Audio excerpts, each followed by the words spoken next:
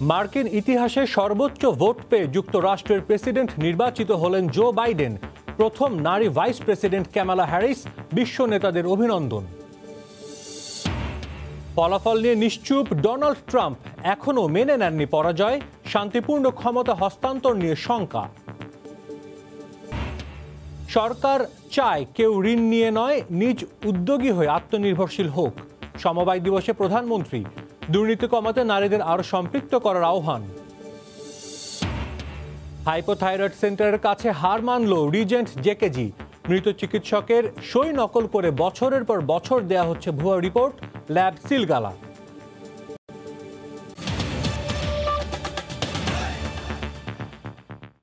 দেখছিলেন শিরোনাম। প্রবাসের সময় সঙ্গে আছে আমি সাজিদ মুস্তাহিদ। শুরুতেই মার্কিন প্রেসিডেন্ট নির্বাচনের ফলাফলের খবর।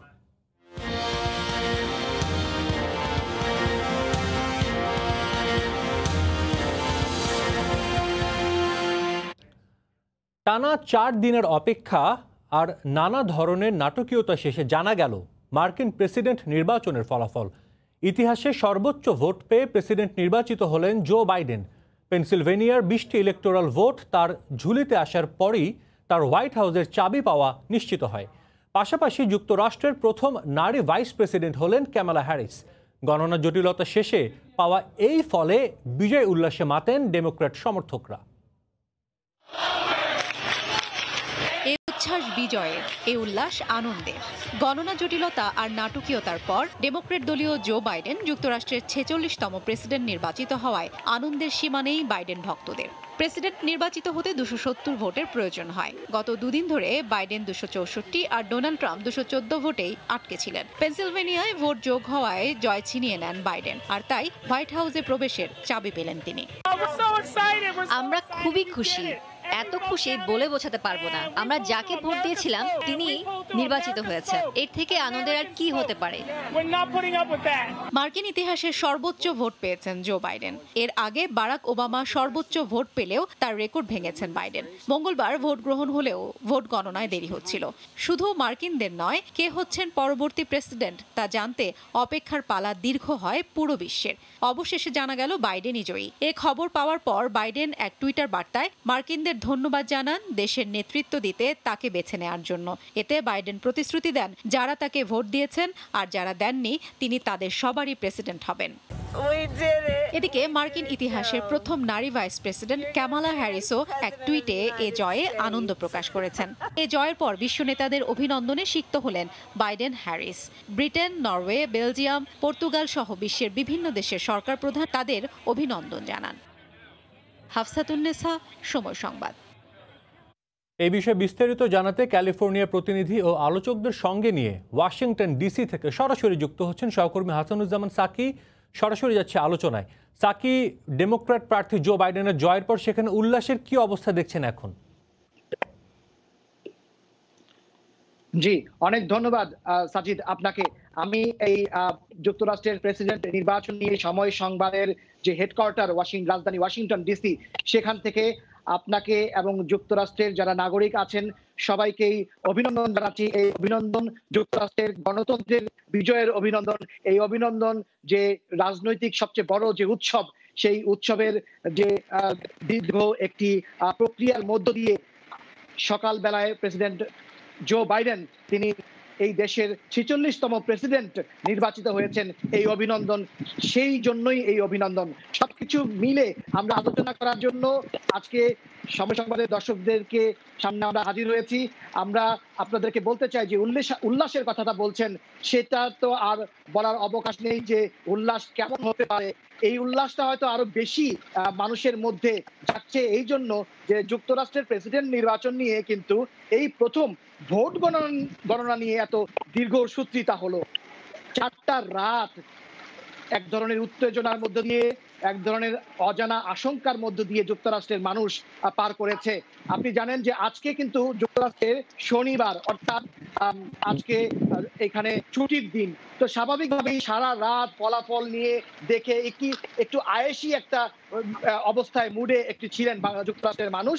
সেই সময় এই আনন্দের সংবাদটি এলো। সেই আনন্দের সংবাদটি হচ্ছে যে বিজয় এলো জো বাইডেনের, তার চেয়েও বড় আনন্দের বিষয় হচ্ছে যে গণতন্ত্রের বিজয় হলো, যুক্তরাষ্ট্রের নির্বাচনের যে টান টান উত্তেজনা ছিল সেই নির্বাচনের ফলাফল এসেছে, সেই উত্তেজনাটার এক ধরনের অবসান হলো। এখন সেই উত্তেজনা আনন্দে ছড়িয়ে পড়েছে পুরো যুক্তরাষ্ট্র জুড়ে। যুক্তরাষ্ট্রের মানুষ আনন্দ উদযাপন করছে। আমরা নিউ ইয়র্কের, যেখানে বাংলাদেশি অধ্যুষিত সবচেয়ে বড় এলাকা, তারপরে ক্যালিফোর্নিয়ার লস অ্যাঞ্জেলেস, রাজধানী ওয়াশিংটন ডিসি এবং ডেলোয়ার, যেখানে জো বাইডেনের বাড়ি এবং ডেমোক্রেট পার্টির যে হেডকোয়ার্টার, সেখানেও কিন্তু সর্বত্রই এখন আনন্দ এবং উচ্ছ্বাসের মধ্যেই ভাসছে পুরো যুক্তরাষ্ট্র। তো আমি আরো এই বিষয়ে জানার জন্য লস অ্যাঞ্জেলেস এবং ক্যালিফোর্নিয়ার অবস্থাটা কি সেটি জানার জন্য আমি এখন যেতে চাচ্ছি আমাদের সহকর্মী লস্কর আল মামুনের কাছে। মামুন, আপনি জানাবেন সেখানকার অবস্থা। ধন্যবাদ হাসান দোমান সাকি। আপনি যেমনটি এতক্ষণ বিশ্লেষণ করছিলেন, একেবারেই সত্য। একটি শ্বাসরুদ্ধকর অবস্থা থেকে এই ফলাফলটির মাধ্যমে উন্নতি হয়েছে এবং এই ফলাফলের কারণে যুক্তরাষ্ট্র জুড়ে অবশ্যই এবং যে শ্বাসরোধ রব তার কিন্তু বা ক্যালিফোর্নিয়া কম নয়। এখানে প্রবাসী বাংলাদেশিরা যারা রয়েছেন তারা বেশ উৎফুল্ল। তারা একটু পরে বিজয় মিছিল, বিজয় আনন্দ উৎসব করবেন, তারই প্রস্তুতি নিচ্ছেন। একই পাশে যে ক্যালিফোর্নিয়া অঙ্গরাজ্যটি কিন্তু হচ্ছে ডেমোক্র্যাট অধ্যুষিত এবং সর্বাধিক ইলেকট্রাল ভোট ৫৫টি এই রাজ্যেই রয়েছে।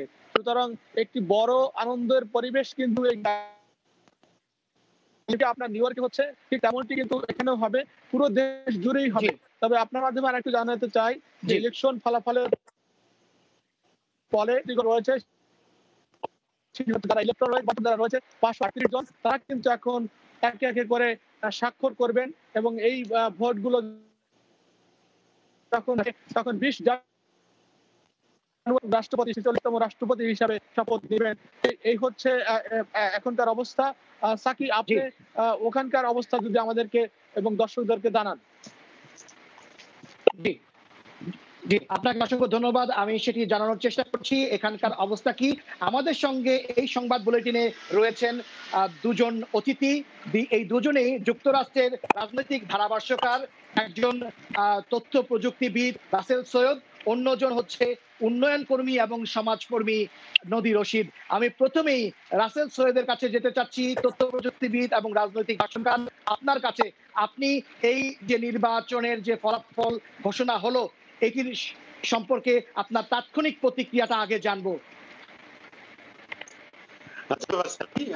আমাকে অংশগ্রহণ করার সুযোগ দেওয়ার জন্য।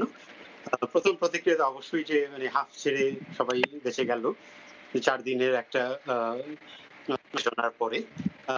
আমি একটু বলতে চাই যে এই আজকের যে ঘোষণা এটা হচ্ছে মিডিয়া প্রজেকশন, এটা কোনো অফিসিয়াল কিছু না। তো প্রত্যেকটা স্টেট তাদের রেজাল্ট আপনার সম্ভবত নভেম্বরের ১৪ তারিখের মধ্যে তাদেরকে সার্টিফাই করতে হবে। তো এই সার্টিফিকেশন গুলো যখন আসবে তার সাথে প্রতিটা স্টেটের ইলেকট্রাল কলেজ মেম্বার যারা তাদের লিস্ট আসবে কংগ্রেসের, এবং নতুন কংগ্রেস যেদিন জানুয়ারিতে আই থিঙ্ক ডিসেম্বরের ১৪ তারিখে নতুন ওই কংগ্রেসের ভোট গুলো আসতে হবে। তারপর নতুন কংগ্রেস জানুয়ারির ৬ তারিখে তারা ওই ইলেকট্রাল মনোনয়ন, তারপরে বিকামস অফিসিয়াল সার্টিফাইড। সো এখন পর্যন্ত সেই কারণে জো বাইডেনকে বলা হচ্ছে president elect. there is one president at a time, you cannot have two presidents. তো এই জন্য একজন হচ্ছে কারেন্ট সিটিং প্রেসিডেন্ট আর একজন হচ্ছেন প্রেসিডেন্ট ইলেক্ট। আর এই ভোটের উত্তেজনা সবকিছু ছাড়িয়ে এখন আস্তে আস্তে কি ভোটের পর কি হবে সেটা নিয়ে জল্পনা কল্পনা শুরু হচ্ছে। তো অবশ্যই দুই দিকেই অনেক উত্তেজনা আমরা যেটা দেখতে পাচ্ছি, দেখা যাক কি। জি জি জি, আপনাকে অসংখ্য ধন্যবাদ। আপনি আমাদের সঙ্গে থাকুন, আপনার কাছে আবার আমরা ফিরবো। আমরা এখন যাব নদী রশিদ আপনার কাছে, যুক্তরাষ্ট্রের উন্নয়ন কর্মী এবং সমাজকর্মী এবং রাজনৈতিক ধারাভাষ্যকার। আপনি এই বিষয়টা কিভাবে দেখছেন?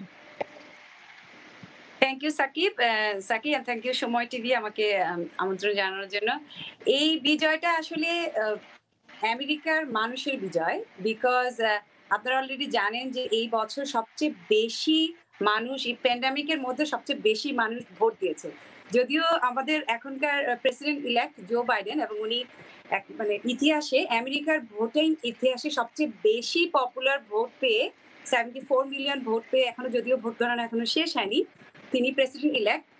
আমাদের যে আউটগোয়িং প্রেসিডেন্ট শাহাম, উনিও কিন্তু আমেরিকার ইতিহাসে দ্বিতীয় হাইয়েস্ট ভোট পেয়েছেন।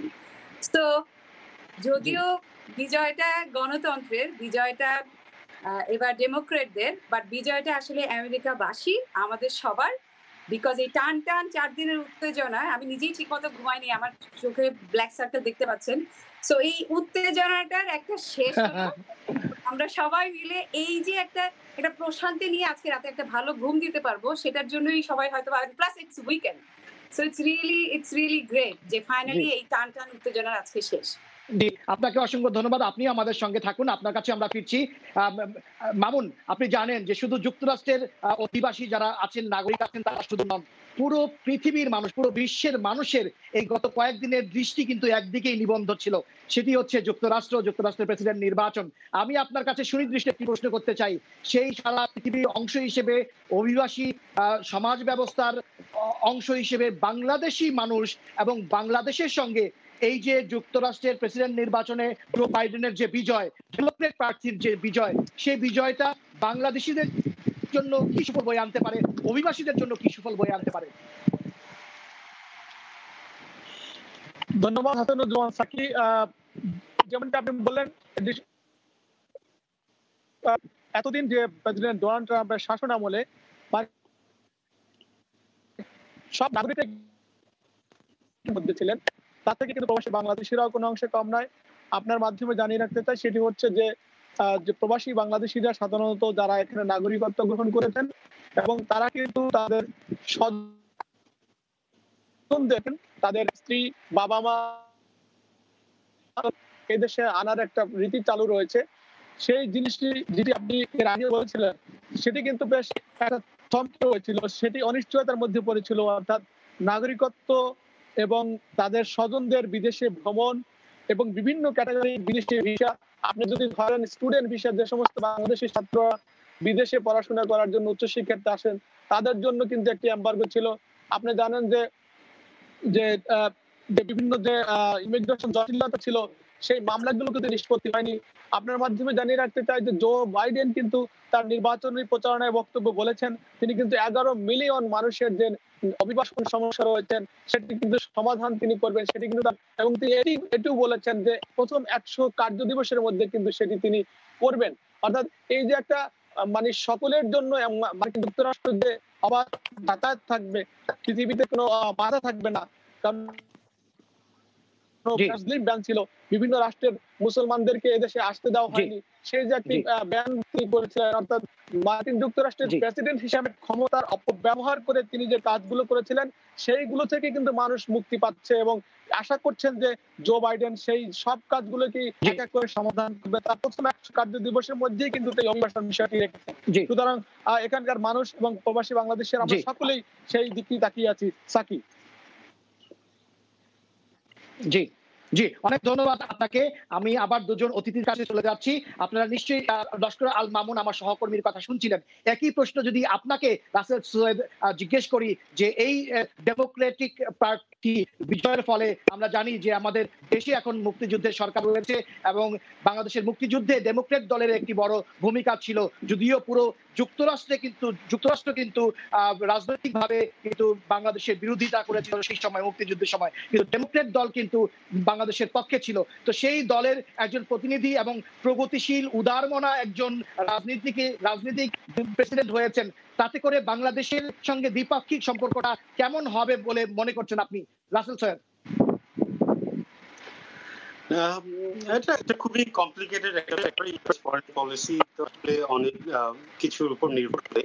আপনি যেটা বলছিলেন যে বাংলাদেশের মুক্তিযুদ্ধের সময় যেহেতু রিপাবলিকান পার্টি ক্ষমতায় ছিলেন, obviously Democratic Party was against the policy of the government, and government policy was driven by their consideration for China and opening up China.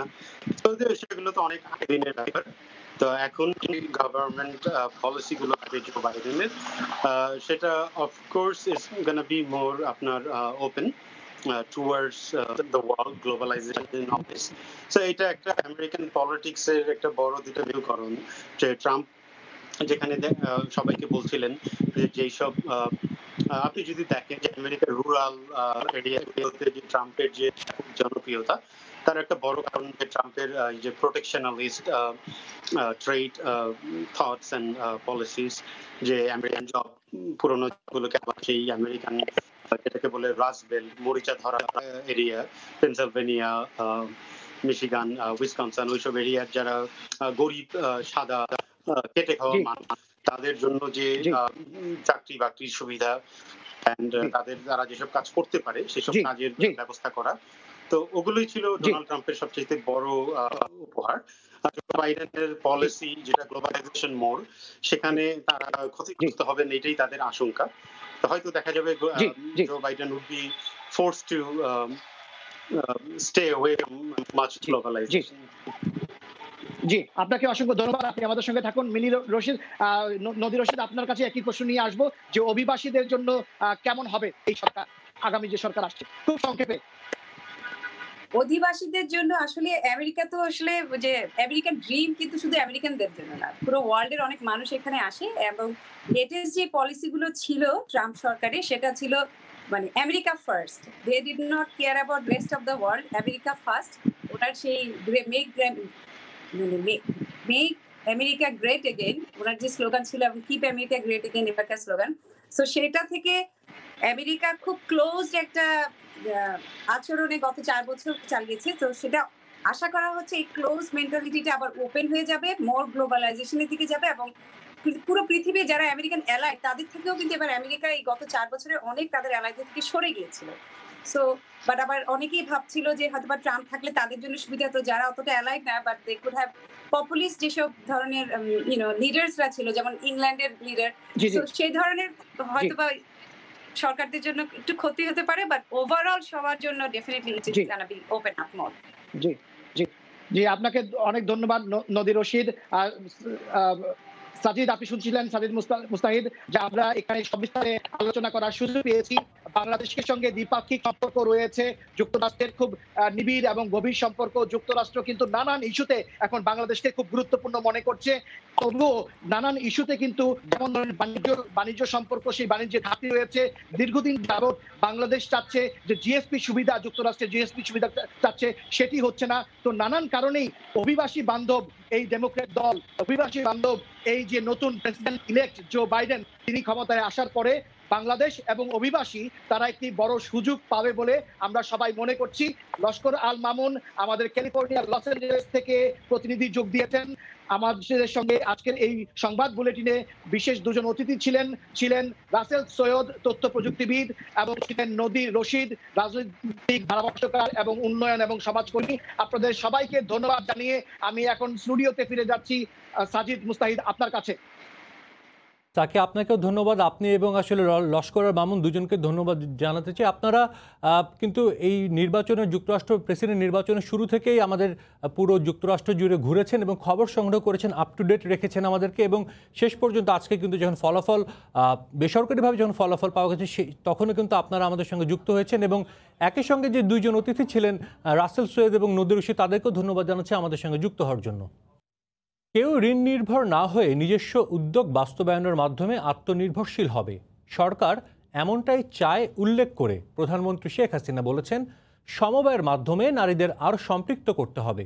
শনিবার সকালে জাতীয় সমবায় দিবস উপলক্ষে আয়োজিত অনুষ্ঠানে তিনি একথা বলেন। প্রধানমন্ত্রী জানান, দারিদ্র্য বিমোচন করতে প্রয়োজন সমবায় উদ্যোগ। দেশে বর্তমানে 29টি ক্যাটাগরিতে সমবায় সমিতি রয়েছে 1,90,000। এগুলোর বিভিন্ন উদ্যোগে এখন কর্মসংস্থানের সুযোগে ভাগ্য বদলেছে 10 লাখেরও বেশি মানুষের। টেকসই উন্নয়ন নিশ্চিত করতে আধুনিক গ্রাম সৃষ্টির জন্য বঙ্গবন্ধুর বহুমুখী গ্রাম উন্নয়ন নীতি কাজে লাগিয়ে 10টি গ্রামে নেওয়া হয়েছে বিশেষ পাইলট প্রকল্প। ফলে গ্রামে নিশ্চিত হবে সরকারের 17টি দপ্তরের সেবা। চেষ্টা চলছে নগরের সুবিধা দেয়ারও। সমবায়ের মাধ্যমে সমাজের চেহারা পাল্টে দেওয়ার এমন উদ্যোগগুলোই আলোচিত হলো ৪৯তম জাতীয় সমবায় দিবসের অনুষ্ঠানে। ভার্চুয়াল পরিসরে এবছর ৯টি সমিতি ও ১জন সমবায়ীর হাতে দেয়া হলো জাতীয় সমবায় পুরস্কার।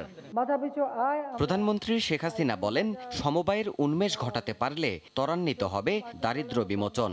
এটা পরীক্ষিত বহুমুখী সমবায় আমি যদি গড়ে তুলতে পারি, বাংলাদেশে কোনো দারিদ্র্য থাকবে না। তাৎক্ষণিক বড় লাভের আশা না করে এটাকে যেন একটা স্থায়ী, উৎপাদনমুখী এবং লাভজনক প্রতিষ্ঠান হয়, যাতে প্রত্যেকটা মানুষ যেন লাভের অংশটা পায়, সেই চিন্তা ভাবনাটাই কিন্তু সমবায়ের সব থেকে বেশি প্রয়োজন। পেদে তৃতীয় লিঙ্গ কিংবা চা শ্রমিকদের মতো পিছিয়ে পড়া জনগোষ্ঠীকেও সমবায়ে অন্তর্ভুক্ত করার তাগিদ দেন সরকার প্রধান। আমরা আত্মনির্ভরশীল করতে চাই প্রত্যেকটা পরিবারকে, তার জন্য আমরা এই ক্ষুদ্র সঞ্চয়ের ব্যবস্থা নিয়েছি। নারীরা যদি বেশি আসে তাহলে দুর্নীতি একটু কমবে, কাজ বেশি হবে, প্রতিটি পরিবারগুলি উপকৃত হবে। শীত মৌসুমে করোনা মহামারী বাড়ার শঙ্কায় সবাইকে সতর্কতা অবলম্বন করতে বলেন শেখ হাসিনা। এমন একটা ভাইরাস সারা বিশ্বকে অচল করে দিয়েছে। আজকে আমাদেরও সেই একই অবস্থা। আমি তো গণভবনে বন্দি জীবন যাপন করছি। দেবাশিস রায়, সময় সংবাদ, ঢাকা। স্বাস্থ্য অধিদপ্তরের হিসেবে করোনায় আক্রান্ত হয়ে দেশে একদিনে ১৩ জন মারা গেছেন। নতুন শনাক্ত হয়েছেন ১,২৮৯ জন। এ নিয়ে দেশে মোট শনাক্তের সংখ্যা ৪,১৮,৭৬৪ জন।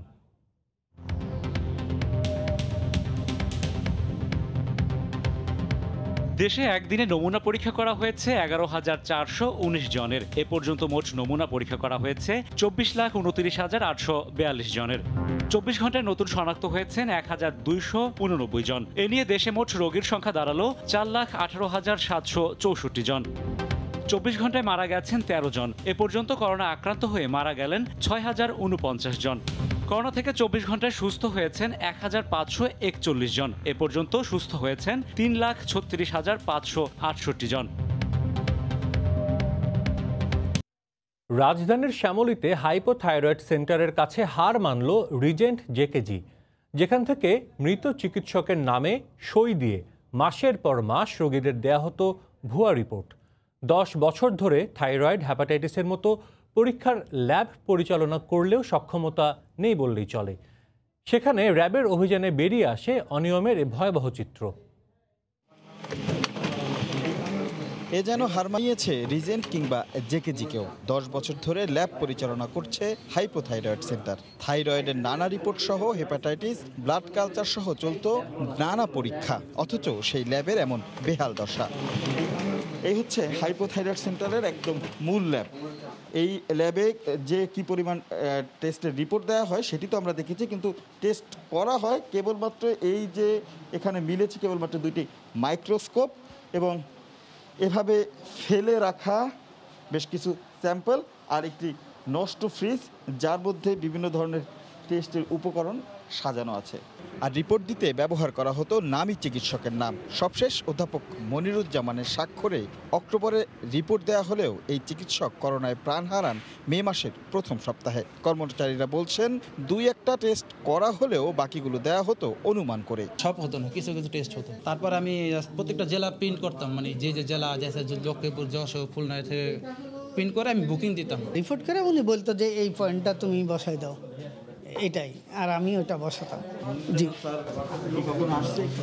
আমি তো 1.5 বছর আছি, ওনাকে আমি আসতে দেখি নাই। এছাড়া আরও মিলেছে চিকিৎসকের স্বাক্ষর করা অসংখ্য ভুয়া রিপোর্ট। থাইরয়েড সেন্টার দেশের বিভিন্ন এলাকা থেকে কুরিয়ারের স্যাম্পল সংগ্রহ করে মেইলের মাধ্যমে রিপোর্ট সরবরাহ করত। এই যে একটা সংঘবদ্ধ চক্রমাদের কাজটি করছে, এটি আসলে খুব দুঃখজনক এবং এতে করে কিন্তু আমাদের চিকিৎসা ব্যবস্থার প্রতি কিন্তু আসলে মানুষের এক ধরনের অনাস্থা তৈরি হতে যেতে পারে এবং আলটিমেটলি রোগী তো সাফার করছে, কারণ তার যদি সঠিকভাবে ডায়াগনোসিস না হয়, টেস্ট সঠিকভাবে না হয়, তাহলে তো সেই রোগীকে সঠিকভাবে ডায়াগনোসিস করা যাবে না। দুজনকে 2 বছরের কারাদণ্ড ও প্রতিষ্ঠান সিলগালা করে র্যাব।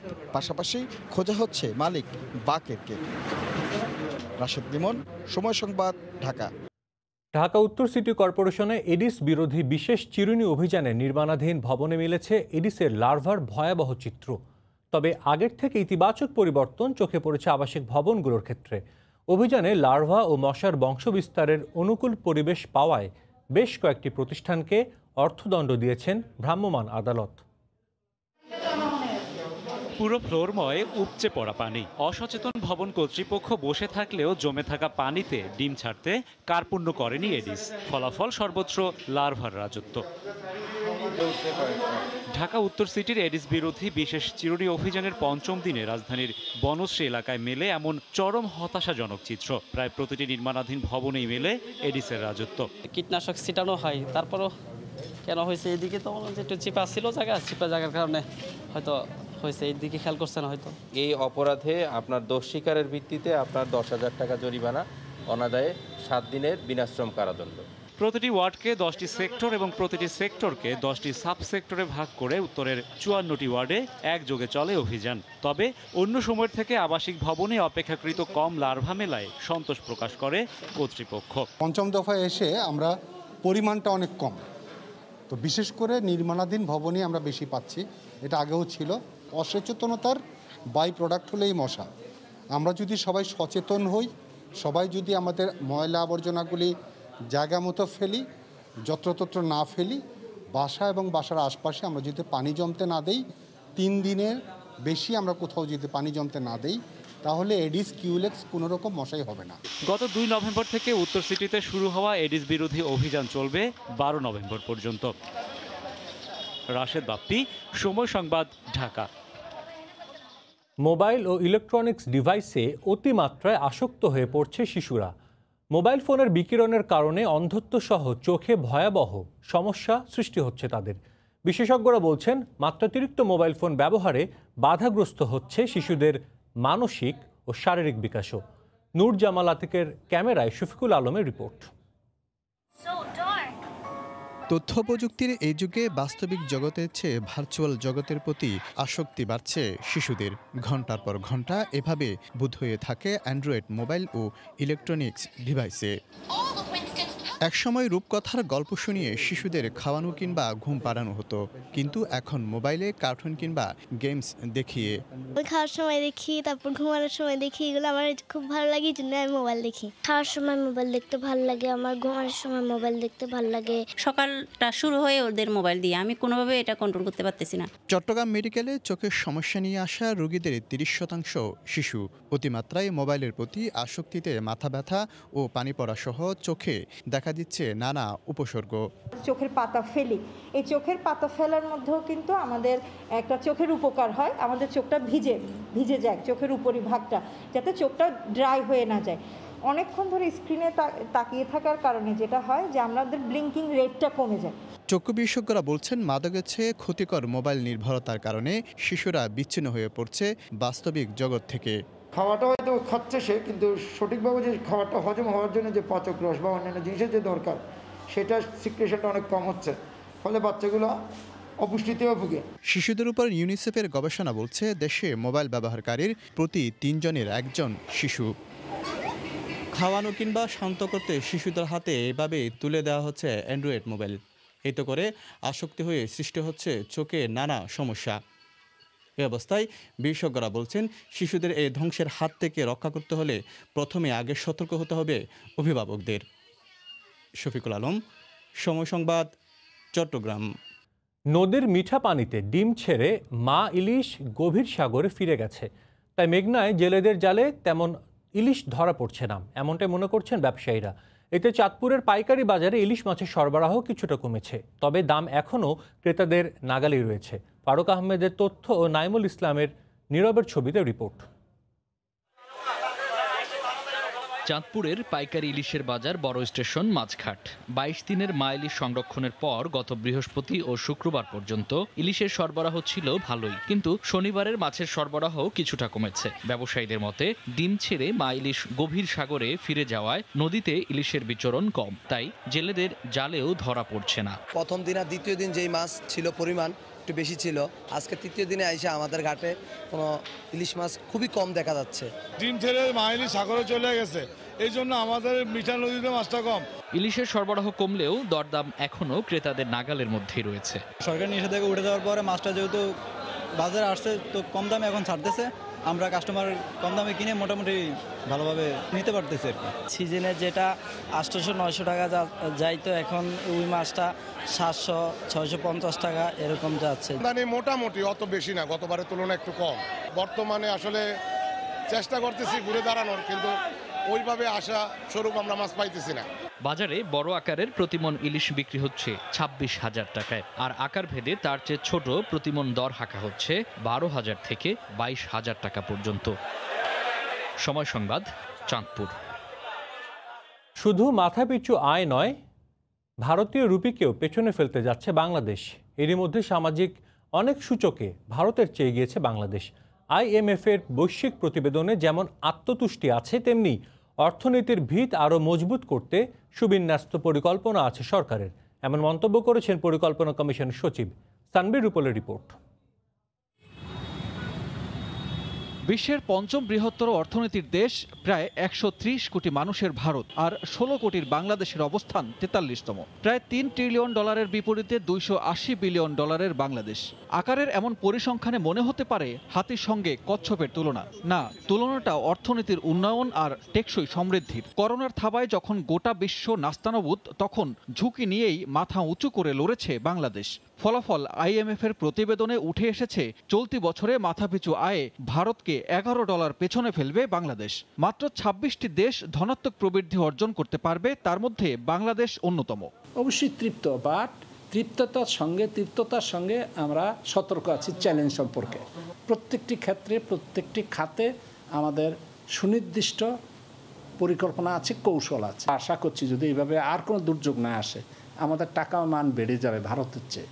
করোনার মধ্যে ঝুঁকি নিয়ে সরবরাহ ব্যবস্থা ঠিক রাখার পাশাপাশি সঠিক সময়ে বিভিন্ন খাতের জন্য দেয়া হয়েছে প্রণোদনা। তবে ইতিবাচক অর্জনে আত্মতুষ্টিতে না ভুগে রফতানি বহুমুখীকরণের পাশাপাশি কর্মসংস্থান সৃষ্টির দিকে নজর দেওয়ার পরামর্শ অর্থনীতিবিদদের। মানুষের আয় বৃদ্ধি পাচ্ছে, এটা সত্য, কিন্তু সেই হারে কর্মসংস্থান সৃষ্টি করা যাচ্ছে না। অর্থনৈতিক কর্মকাণ্ডে বৈষম্যের জায়গাগুলোকেও আগামী দিনে অ্যাড্রেস করা দরকার রয়েছে।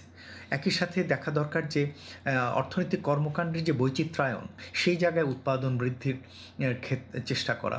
মাতৃমৃত্যুর হার, গড় আয়ু, স্যানিটাইজেশন, ক্ষুধা সূচক, নিরাপদ পানির ব্যবহার, নারীদের অংশগ্রহণের মতো বিষয়গুলোতে ভারতের চেয়ে এগিয়ে আছে বাংলাদেশ। সানবির রুপল, সময় সংবাদ, ঢাকা। কুয়েতের বাজারগুলোতে বেচাকেনায় এখনও মন্দাভাব। প্রায় ক্রেতাশূন্য মার্কেটগুলোতে লোকসান গুনছেন বাংলাদেশি ব্যবসায়ীরা। করোনা মহামারীর কারণে প্রবাসী শ্রমিকরা অনেকেই কাজ হারিয়ে এখন কর্মহীন। তবে করোনা পরিস্থিতি স্বাভাবিক হলে আবারও ঘুরে দাঁড়ানোর আশা প্রবাসীদের। কুয়েত থেকে আরও জানাচ্ছেন শরীফ মিজান। কুয়েতের বাজারগুলোতে বেচাকেনা মন্দাভাব, এখনো জমে ওঠেনি মার্কেটগুলোর বেচাকেনা। প্রায় ক্রেতাশূন্য মার্কেটগুলোতে লোকসান করছে বাংলাদেশি ব্যবসায়ীরা। দোকান ভাড়া, শ্রমিকদের বেতন ভাতা দিতে হিমশিম খাচ্ছেন। করোনা মহামারীর কারণে প্রবাসী শ্রমিকরা অনেকেই চাকরি হারিয়ে কর্মহীন হয়ে পড়েছেন। ফলে এর প্রভাব পড়েছে ব্যবসা প্রতিষ্ঠানে। দোকানগুলোতে আর আগের মতো বেচাকেনা হচ্ছে না। বহুদিনের কষ্টে গড়া নিজেদের ব্যবসা প্রতিষ্ঠান অনেকেই বিক্রি করে দেশে চলে যাচ্ছেন। ব্যবসা বাণিজ্য করোনা পরিস্থিতির কারণে অনেক মন্দা হয়ে গেছে। চতুর্দিকে সবাই হাহাকার, চাকরি নেই, বাকরি নেই, বেতন পায় না। বর্তমানে অনেক লোক দেশে চলে যাচ্ছে এবং কি চলে গেছে। এখন বর্তমানে লোকজন খুব কম আসতেছে। আশা করি ইনশাআল্লাহ আবার লোকজন আবার আসবে। সেই কর্ম, ব্যবসা বাণিজ্য আগের মতো নেই। আশা করি আমরা খুব অচিরেই ঘুরে দাঁড়াবো ইনশাআল্লাহ। আর আপনারা যারা কুয়েতে আছেন, আমার বাংলাদেশি ভাইয়েরা, সবাই স্বাস্থ্যবিধি মেনে চলবেন। আর যারা ব্যবসা চালাতে হিমশিম খাচ্ছেন, তারা মনে করেন একদিন করোনা পরিস্থিতি আবারও স্বাভাবিক হয়ে আসবে, আবারও প্রাণচাঞ্চল্য ফিরে আসবে তাদের গড়া ব্যবসা প্রতিষ্ঠানে। এই প্রত্যাশা সকল প্রবাসী বাংলাদেশি ব্যবসায়ীদের। শরীফ মাহমুদ, মিজানুর রহমান, সময় সংবাদ, কুয়েত। পাবনার চলনবিল অঞ্চলের বিলগুলোতে শুরু হয়েছে ঐতিহ্যবাহী বাউত উৎসব। প্রতি শনি ও মঙ্গলবার বিলাঞ্চলের হাজারো মানুষের অংশগ্রহণে মাছ ধরার এই আনুষ্ঠানিকতায় উৎসবমুখর হয়ে উঠেছে বিল পাড়ের গ্রামগুলো। পাবনা থেকে SA আসাদের পাঠানো তথ্য ও ছবি নিয়ে রিপোর্ট। শীতের আগমনী বার্তায় পাবনার চাটমোহর উপজেলার চলনবিল এখন শুকনো প্রায়। যেখানে একটু পানি আছে সেখানে চলছে মাছ ধরার মহা উৎসব। যারা মাছ ধরে তাদের বাউত ডাকা হয় বলে এটির নামকরণ করা হয়েছে বাউত উৎসব, যেখানে বিভিন্ন দেশীয় উপকরণ নিয়ে মাছ ধরার এ উৎসবে মাতে হাজারো মানুষ। শুধু স্থানীয়রাই নয়, দূর দূরান্ত থেকে শৌখিন মৎস্য শিকারীরা যোগ দেন এ উৎসবে। আগের কাতায় মনে হয় 10 কেজি পাইছিলাম, ফ্যামিলি নিয়ে খাইছি, অনেক আনন্দ হইতালি। আমি একটা সিলভার পাইছি, আগে জাপানি পাইছি 2 দিন। মাছ খাওয়া তো বড় বিষয় না, ধরেন মারাটাই খুব আনন্দ। মাছ পাবো কি পাবো না সেটা হচ্ছে আলাদা কথা। শীত কোনো কিছু না, আনন্দের বিষয়। আইছি এখন পাইছি। ক্রমাগত দখল দূষণে বিলের পরিসর কমে যাওয়ায় এই বাউত উৎসব হারিয়েছে তার আদি রূপ। লোকজ এই সংস্কৃতি ধরে রাখতে মৎস্য সংরক্ষণের পাশাপাশি সরকারি পৃষ্ঠপোষকতার দাবি স্থানীয়দের। এই বিলে সমাজের অনেক শ্রেণীর লোক মাছ ছাড়ে, মাছ ছাড়ার কারণে বর্তমানে এই ঐতিহ্যটা উঠে যাচ্ছে। এটা আমাদের প্রতিরোধ করা উচিত। বাউত উৎসবের ঐতিহ্য ধরে রাখতে সরকারি নানা উদ্যোগ নেওয়ার আশ্বাস দেন উপজেলা প্রশাসনের এই শীর্ষ কর্মকর্তা। অন্য 2 উপজেলা নির্বাহী কর্মকর্তা মহোদয়দের সাথে আমি কথা বলে আমরা সমন্বিতভাবে চেষ্টা করব যেন এটি আমাদের সরকারি পৃষ্ঠপোষকতা পেতে পারে এবং এই উৎসবের কথা পুরো বাংলাদেশের মানুষ জানতে পারে। কার্তিক মাসের শেষে শুরু হওয়া এই উৎসব চলবে অগ্রহায়ণ মাসের শেষ সপ্তাহ পর্যন্ত। সময় সংবাদ, পাবনা। এ পর্যায়ে শীর্ষ সংবাদ জানিয়ে দিচ্ছে আরেকবার। মার্কিন ইতিহাসে সর্বোচ্চ ভোট পেয়ে যুক্তরাষ্ট্রের প্রেসিডেন্ট নির্বাচিত হলেন জো বাইডেন। প্রথম নারী ভাইস প্রেসিডেন্ট ক্যামালা হ্যারিস। বিশ্ব নেতাদের অভিনন্দন। ফলাফল নিয়ে নিশ্চুপ ডোনাল্ড ট্রাম্প। এখনও মেনে নেননি পরাজয়, শান্তিপূর্ণ ক্ষমতা হস্তান্তর নিয়ে শঙ্কা। এই ছিল প্রবাসী সময়। সঙ্গে থাকুন সময়ের।